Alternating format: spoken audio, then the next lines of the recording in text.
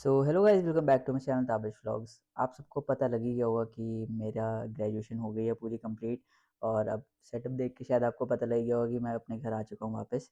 लेकिन हमारी वीडियोस का सिलसिला नहीं रुकेगा और आज की वीडियो होने वाली है, आपने टाइटल देख के पता लग ही गया होगा कि क्या-क्या क्वेश्चंस पूछे जाते हैं इसमें एमबीए में, इंटरव्यू में, ठीक है? बाकी एमएसडब्ल्यू और एमबीए एमएसडब्ल्यू का मैं अलग से वीडियो बना दूँगा, लेकिन आज वीडियो ये स्पेशल होने वाली है एमबीए एस्पिरेंट्स के लिए।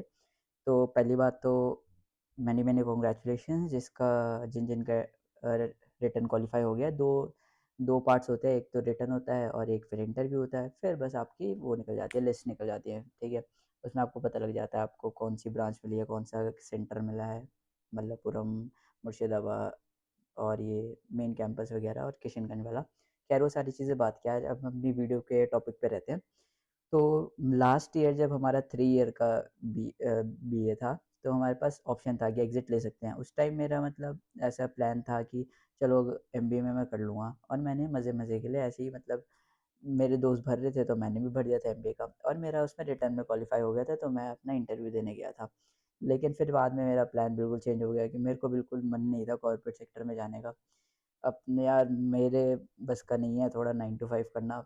मैं अभी इतना मेंटली प्रिपेयर्ड नहीं हुआ हूँ कि मैं 9 टू 5 करूँ। शायद मैं फ्यूचर में कर लूँ, लेकिन अभी मैं नहीं हुआ। तो बस मैंने इंटरव्यू दिया था, तो मैं वही आपके साथ सब कुछ शेयर कर रहा हूँ कि कैसे क्या सब कुछ हुआ था। तो ऐसा हुआ कि मेरा रिटर्न क्वालीफाई हुआ, तो मैं और मेरा दोस्त था एक अब्दुल्ला, शायद आप सब जानते होंगे। तो हम हमारा 3rd ईयर कंप्लीट हुआ था, तो हमने सोचा कि चलो यार दे के देखते हैं, कैसे जाता है, कैसे नहीं। तो ऐसा होता है कि आपको एक डेट दे दी जाती है, उस दिन आपको जाना होता है। ड्रेस कोड की बात करें तो आपको फॉर्मल्स में जाना है। अगर गर्मी ज़्यादा है तो आप ब्लेज़र पहने, नहीं पहने उससे कुछ इतना ज़्यादा फ़र्क नहीं पड़ेगा। अगर गर्मी नहीं है तो आप पहन सकते हैं, सही रहेगा। बाकी मैं आपको सजेस्ट करूँगा कि आप टाई ज़रूर पहन के जाइए क्योंकि टाई हमारे जो ग्रुप में हम 6, 7, 8 बंदे थे, तो उसमें सिर्फ़ मैंने टाई पहनी थी। तो मेरे को अभी भी याद है कि मेरे को उन्होंने एक्स्ट्रा पॉइंट्स दिए थे एक टाई की वज़ह से सिर्फ़। तो बाकी ड्रेस कोड का मैंने आपको बता दिया, फॉर्मल्स में जाना है आपको। और ये नहीं कि छटकीला-भटकीले वाले फॉर्मल्स पहने हैं, अच्छा कलर कॉम्बिनेशन सिंपल सोबर सा पहन के जाओ। और बाकी एक टाई ले लेना, टाई के साथ बढ़िया ड्रेसअप होके जाओ। और फिर वहाँ पे आपको एक कॉमन रूम में बिठा दिया जाएगा, कॉन्फ्रेंस हॉल होता है। फिर वहाँ पे आपके चेक होंगे एडमिट कार्ड और देखा जाएगा कि आपका सही में रिटर्न क्वालीफाई हुआ कि नहीं हुआ। खैर उसके बाद आपको ग्रुप्स में डिवाइड कर दिया जाएगा। तो अलग-अलग रूम्स होते हैं, उसमें अलग-अलग पैनल्स बैठे होते हैं। आपको बता दिया जाता है कि आपका ये वाला रूम है और आपका ये ग्रुप है। तो मेरे ग्रुप में इत्तेफ़ाक से मेरे ही ग्रुप में मेरा ही दोस्त अब्दुल्ला था और हम 7-8 लोग थे, ठीक है? तो हम उसमें गए तो सामने और रूम में 3 प्रोफ़ेसर्स बैठे थे, 4 प्रोफ़ेसर्स थे, ठीक है? उसमें एक तो हमारे डिपार्टमेंट के थे जो सबसे ज़्यादा सीनियर हैं निसार सर, और बाकी 3 अलग-अलग डिपार्टमेंट्स के थे। तो ख़ैर, तो मैं सेकंड नंबर पे था शायद और बाकी ऐसे लाइन में बैठे थे पूरा। और मैं आपको सजेस्ट करूँगा कि आप एक पेन और पेंसिल ज़रूर, या पेन और एक पेपर, ठीक है? पेंसिल, पेन जो भी है, बाकी एक पेपर और एक पेंसिल, पेन ज़रूर रखना अपने साथ में, ठीक है? तो सबसे पहले उन्होंने हमें वो दिया जीडी का टॉपिक, ग्रुप डिस्कशन होगा सबसे पहले। तो वो आपको 2 टॉपिक देंगे, ठीक है? और फिर आपको ग्रुप को बोलेंगे कि चलो आप अपने ग्रुप में डिसाइड कर लो कि आपको क्या करना है, कौन-सा टॉपिक लेना है। तो उन्होंने 2 टॉपिक लिए, 2-3 टॉपिक जो भी थे, तो हमने अपने ग्रुप में बोला कि भाई ये वाला टॉपिक ज़्यादा अच्छा है। तो हमने हमारे ग्रुप ने डिसाइड करा कि हम ये इस वाले टॉपिक पे बोलेंगे, ठीक है? तो हमारा टॉपिक था कि सोशल मीडिया कैसे इफ़ेक्ट कर रहा है? क्या मतलब सोशल मीडिया सही में सही है या उसको बैन कर देना चाहिए? या मतलब आजकल की जो रोज़मर्रा की ज़िंदगी है उसमें कैसा चल रहा है सोशल मीडिया वगैरह? तो उसमें बहुत सारे मतलब 7-8 जो बच्चे थे उन्होंने सबने अपने अलग-अलग पॉइंट दिए। आपको एक चीज़ ध्यान रखनी है कि आपको कभी भी ग्रुप डिस्कशन में आपको किसी से बहस नहीं करनी है, ठीक है? अगर आपका कोई काउंटर पॉइंट है तो आप उसको पोलाइटली बोल सकते हैं। लेकिन ये आपको ये चीज़ ध्यान रखनी है कि वो जीडी है, ग्रुप डिस्कशन है, आपको अपने ग्रुप के साथ डिस्कस करना है सिंपल। ये नहीं कि आपको लग रहा है कि भाई ये तो बेकार बोल रहा है, तो उसको थोड़ा नीचे दिखाता हूँ। और अगर कोई रुक भी रहा है या अगर आपको लग रहा है कि इससे नहीं बोला जा रहा है, तो आप उसको एप्रिशिएट करो और उसको आराम से बोल के कि gentleman it's okay, I will continue this conversation, ऐसे करके आप अपना स्टार्ट कर सकते हो, ठीक है? तो उससे क्या है, आपको एक पैनल खुश होगा, पैनल बोलेगा कि भाई ये तो तगड़ा बंदा है, ये तो मतलब बहुत अच्छे से लेके चल रहा है सबको। और एक्स्ट्रा पॉइंट्स मिलेंगे अगर आप जीडी का ग्रुप डिस्कशन आप स्टार्ट कर रहे हो अपना, ठीक है? जैसे टॉपिक उन्होंने बोले कि ठीक है स्टार्ट।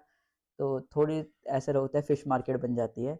लेकिन ये नहीं कि भाई फ़िश मार्केट बना दो, बिल्कुल आपको सबके अच्छे से पॉइंट सुनने भी हैं। एक बात याद रखना, जो जितना ज़्यादा सुनेगा उसको भी उतने ज़्यादा पॉइंट्स मिलेंगे। लेकिन ऐसा भी नहीं कि आप सिर्फ़ सुनते रहो और बोलो मत। आपको अपने पॉइंट्स भी बोलने हैं, काउंटर भी करना है, और अगर आपको लग रहा है कि ये सही नहीं है, मेरे ख़्यालात कुछ डिफरेंट है, तो आप वो भी बोल सकते हैं, लेकिन एक अच्छे मैनर में, ठीक है?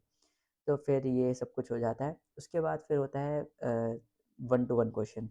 तो फिर फर्स्ट से स्टार्ट हुआ, फिर मेरी बारी आई, तो मेरे से उन्होंने पहले इंट्रोडक्शन लिया, मैंने इंट्रोडक्शन दे दिया। फिर उन्होंने पूछा कि अच्छा, आपने इकोनॉमिक्स इकोनॉमिक्स से करा है आपने अपनी ग्रेजुएशन, तो आप एमबीए में क्यों आना चाहते हो? तो मैंने कहा कि भई ऐसे-ऐसे है, मैंने अपने रीज़न्स दिए। फिर उन्होंने पूछा कि और आपकी क्या-क्या अचीवमेंट्स हैं? तो मैंने उनको बताया कि मैंने एनसीसी करी है, बाकी मेरा एक सोशल मीडिया एजेंसी भी थी। उसपे मेरे क्लाइंट्स हैं अलीगढ़ के, बाकी तो उन्होंने पूछा कि इसमें क्या-क्या होता है, तो मैंने उनको बताया कंटेंट प्लानिंग, कंटेंट क्रिएशन और सोशल मीडिया मैनेजमेंट, ये सारी चीज़ें थी। तो उन्होंने कहा भई ये तो अच्छी बात है कि आपने मतलब स्टूडेंट लाइफ में ही अपने एक ब्रांड भी बिल्ड करा, जो भी सोशल मीडिया एजेंसी जो भी बिल्ड करी। तो ख़ैर यही चीज़ें थी। फिर दूसरे जो प्रोफ़ेसर थे, फिर उन्होंने कुछ पूछा, फिर उन्होंने एक चीज़ और इम्पोर्टेंट है कि आपको अपने सब्जेक्ट से रिलेटेड बहुत क्वेश्चंस पूछे जाएँगे।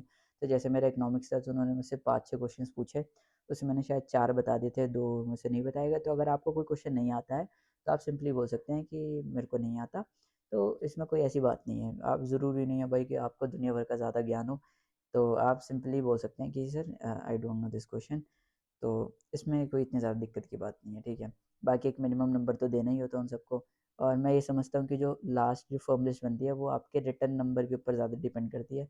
इस जीडी और वो भी प्ले करते हैं रोल, लेकिन आपका रिटन ज़्यादा मायने रखता है मेरे हिसाब से। तो ऐसा था, तो फिर अपना ये सारा सब कुछ हो गया। अब्दुल्ला से पूछा, तो अब्दुल्ला ने बताया कि मेरा एक इसका हनी का बिज़नेस है। तो उन्होंने पूछा कि अच्छा, बहुत अच्छी बात है। तो उन्होंने बताया कि ऐसी-ऐसी चीज़ें हैं। तो उससे कम क्वेश्चंस पूछे इकोनॉमिक्स से, मुझसे थोड़े ज़्यादा पूछे थे। पता नहीं क्यों पूछे थे, लेकिन ख़ैर जो भी है। तो उन्होंने बोला कि एमबीए में अगर आपका एडमिशन हो गया, तो फिर अब आप कैसे करोगे, क्या करोगे? मैंने बताया कि भई ऐसे-ऐसे कॉर्पोरेट सेक्टर में जाऊँगा, अपना करियर ग्रोथ करूँगा, ये सारी चीज़ें। तो आप अगर आपको चाहिए, तो मैं आपको क्वेश्चंस की एक पीडीएफ दे दूँगा, कि जो बहुत सारे क्वेश्चंस जो भी पूछते हैं एमबीए वाली जीडी और इंटरव्यू में। तो आप मेरे को कमेंट सेक्शन में बता देना, और बताना ज़रूर कि आपको आपका इंटरव्यू कैसा गया। शायद 20th को है आपका इंटरव्यू। तो बस मेरी तरफ से आप सबको बेस्ट ऑफ लक, और अच्छे से देना, बढ़िया से ग्रुप डिस्कशन भी अच्छे से करना, इंटरव्यू भी अच्छे से देना, बाकी इंशाल्लाह आप सबका हो जाएगा।